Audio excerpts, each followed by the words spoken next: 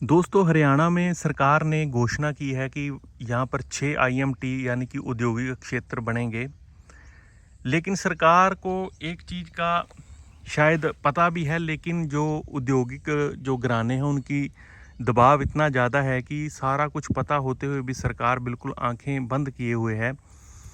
हरियाणा पूरे भारत का 21वें नंबर पे आता है राज्यों के क्षेत्रफल की दृष्टि से, यानी कि 21वां छोटा स्टेट है हरियाणा।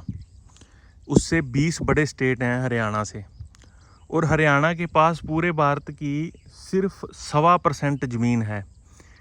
यानी कि अगर भारत एक 100 किले का देश है तो हरियाणा के पास सिर्फ 1.25 किला है पूरे देश के हिसाब से। तो उस 1.25 किले में यानी कि 1.25% ज़मीन पर 22 ज़िले भी हैं, 6,500 गाँव भी हैं, कोई 70-75 तहसील भी हैं, कस्बे भी हैं। और उसमें ज़्यादातर जो हमारे ज़िले हैं, जो फरीदाबाद है वो ऑलरेडी पहले ही एक इंडस्ट्रियल उसमें एरिया है। फरीदाबाद, गुड़गांव, रेवाड़ी, उसमें दिल्ली का प्रभाव यानी कि दिल्ली के उद्योग बड़े क्षेत्र में फैले हुए हैं। सोनीपत और उसके बाद करनाल, जो एक पुराने जो NH अब 44 है उस पर सारे आप देखना एक 5-10 किलोमीटर GT रोड के लेफ़्ट और राइट में इंडस्ट्रीज़ आ गई हैं। यानी कि वो जो अब ज़मीन है वो खेती के लायक नहीं है, क्यों वो कमर्शियली यूज़ हो रही है। उसके बाद पानीपत एक टेक्सटाइल हब है। उसके बाद आ गया आपका करनाल, थोड़ा ठीक है। फिर कुरुक्षेत्र थोड़ा ठीक है। फिर पंचकुला, जीरकपुर में वहाँ पर भी जो टाउनशिप हैं बहुत बड़ी ज़्यादा मात्रा में है। तो कहने का मतलब ये है कि हमारे जो हरियाणा एक तो ज़मीन थोड़ी, उस पर से जो ऑलरेडी 2-3 स्टेटों से गिरा हुआ है, 1-2 इंडस्ट्रियल मैंने अभी आपको गिनाए, तो उस हिसाब से हरियाणा के पास ज़मीन कितनी बचती है। अब इसको जो एक कृषि प्रधान स्टेट है, जो पूरे भारत के भंडार भरता है अनाज के, उसके पास ज़मीन आगे ही बिल्कुल थोड़ी है। और उस पर से सरकार ने 35,000 एकड़ ज़मीन को एक्वायर करने का जो एक तुगलकी फरमान जारी किया है, ये ना सिर्फ हरियाणा की एक भूगोलिक स्थिति बिगाड़ेगा, बल्कि ये हरियाणा की एक पर्यावरण की जो सिचुएशन है उसको भी ख़राब करेगा। क्योंकि 35,000 एकड़ में से आप लगा के चलो कि 25,000 एकड़ में भी अगर फैक्ट्री लगती हैं तो उसका जो प्रदूषण है, उसका जो वेस्टेज है, केमिकल है, वो सारा पानी है जो वो नीचे जाएगा। पहले से ही हरियाणा में जो पोल्ट्री फार्म हैं वो लगभग एक ऐसा जाल बुन चुके हैं जिसमें अपने हरियाणा के लोग बिल्कुल फंस चुके हैं। जितने पोल्ट्री फार्म हैं वो वेस्टेज, केमिकल सारा धरती के नीचे पानी में डंप कर रहे हैं।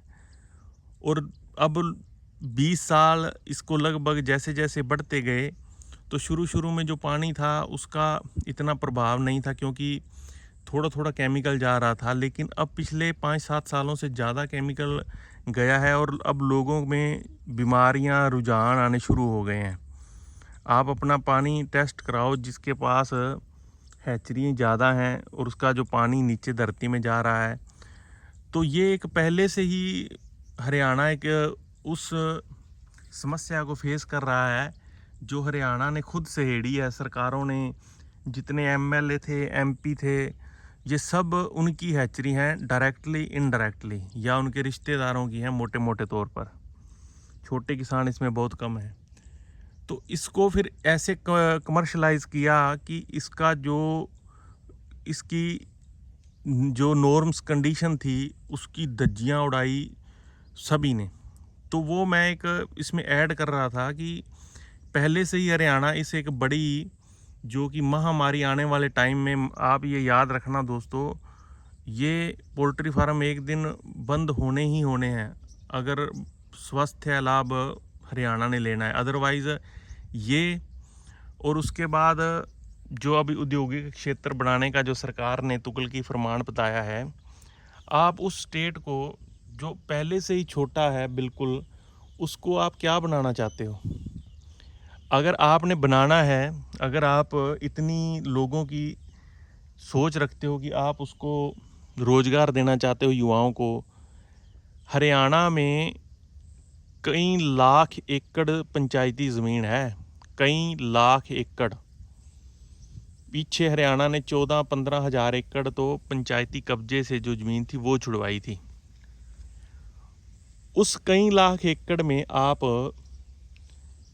उस जिस गांव की ज़मीन है, उस गांव के हिसाब से उस गांव को क्या नीड है, क्या वहाँ पर उद्योग या छोटी इकाई या किसानों के लिए क्लस्टर, जहाँ पर वो अपनी सब्जी, अपना अनाज या और जो दालें भंडारण करें, कोई ऐसा, या टमाटर वगैरह जो जो भी कच्ची फसल है, फूल हैं जो एक्सपोर्ट करने होते हैं, या और आजकल सब्जियां आई हैं जो इंटरनेशनली भी एक्सपोर्ट होती हैं, ब्रोकली हो गया, या आप उसमें और जो महंगे फ्रूट्स हैं जो बाहर एक्सपोर्ट करते हैं या जो इंपोर्ट करने पड़ते हैं, आप वो उगाइए।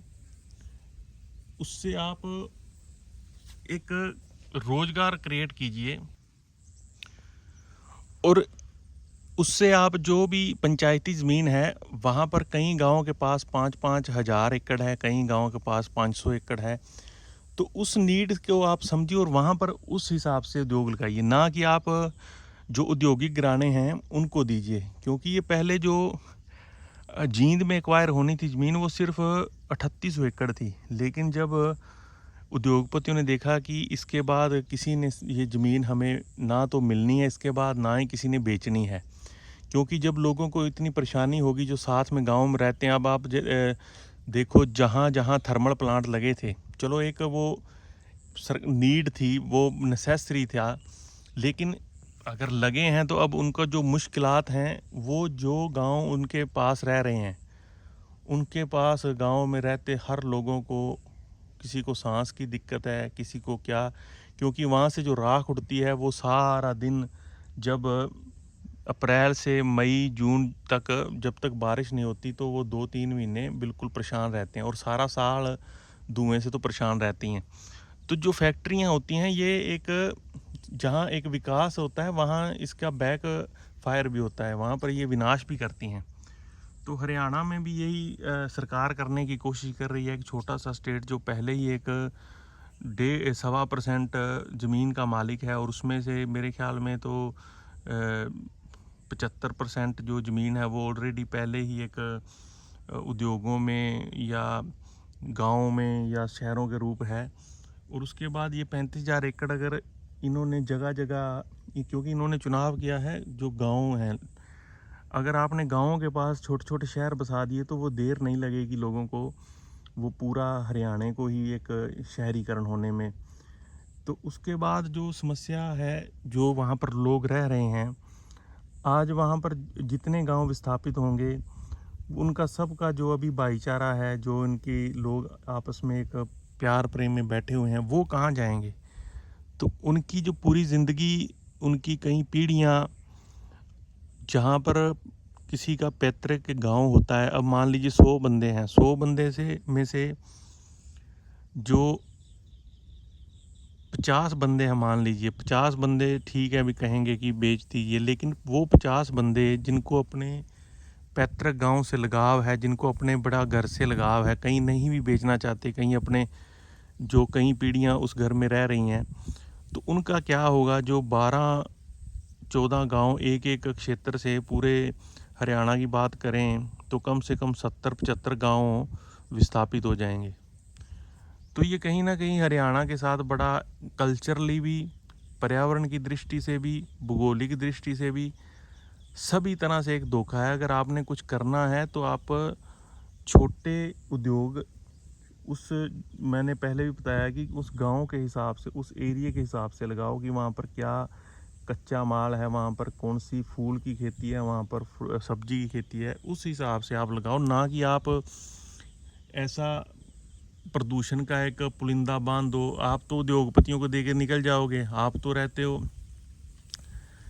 साल में आप 3 महीने फ़ॉरेन रहते हो, जब यहाँ पर डस्ट होती है। 3 महीने आप पहाड़ों में रहते हो, 2 महीने आप चंडीगढ़ में रहते हो। जो इसको एक्वायर करने वाले हैं उनका तो पहले ही फिक्स है, उनके सारे बच्चे हैं जो 20-22 साल तक तो वो फ़ॉरेन में पढ़ते हैं, जहाँ पर एयर क्वालिटी इंडेक्स या और स्वास्थ्य संबंधी जो चीज़ें हैं वो एकदम दुरुस्त हैं। वो वहाँ पर रहते हैं बिल्कुल मज़े में। लेकिन हमें वो झोंक रहे हैं इंडस्ट्रीज़ में, क्योंकि वो तो इंडस्ट्रीज़ लगा के चले जाएंगे बाहर। उसके बाद क्या करोगे आप? तो दोस्तों ये टाइम है एक बार सोचने का, एक बार अच्छी तरह से कोई भी डिसीजन एक बार आपने ले लिया, उसके बाद पछताने के सिवा कुछ भी आपके हाथ नहीं आएगा। इसलिए जो जो इस चीज़ को समझते हैं एक बार इस पर ज़रूर सोचना, और इसके बारे में क्या सोचते हैं कमेंट करके ज़रूर बताना। नमस्कार दोस्तों।